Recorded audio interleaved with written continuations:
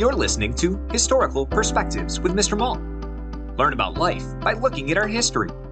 Teachers, for more information about historical perspectives, search Mr. Mault's Marketplace on Teachers Pay Teachers or at mrmaltmarketplace.com. Happy learning!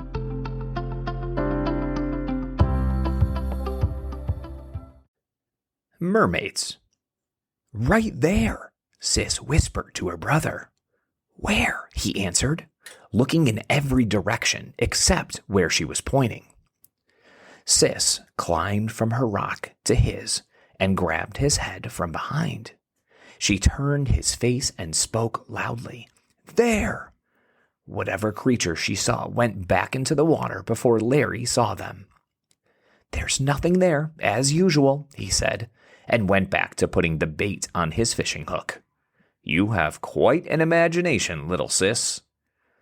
"It wasn't my imagination this time. Just keep watching out there, right by where the water gets foamy, and straight ahead if you face this way." She turned his body again. "Go back to your rock and your book of fairy tales, will ya?"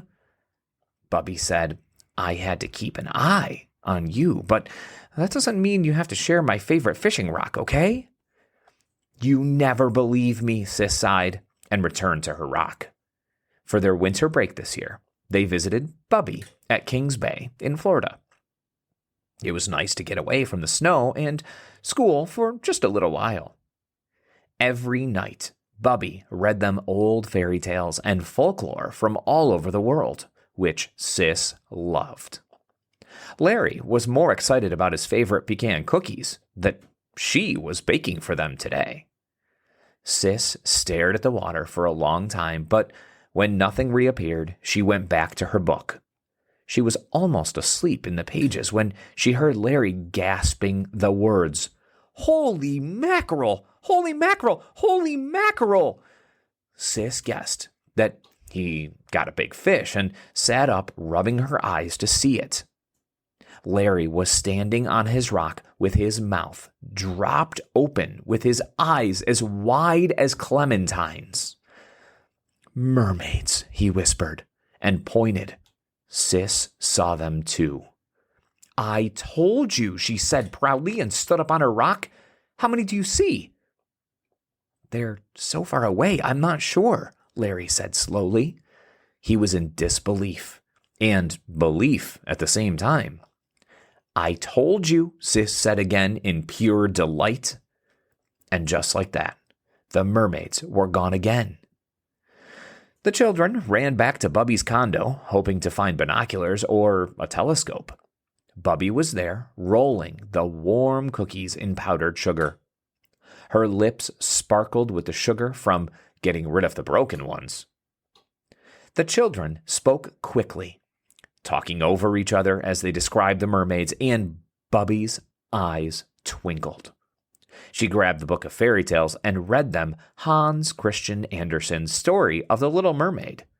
Then she promised, "Tomorrow, early in the morning, we will go to the bay with our binoculars, and you will see your mermaids as they really are."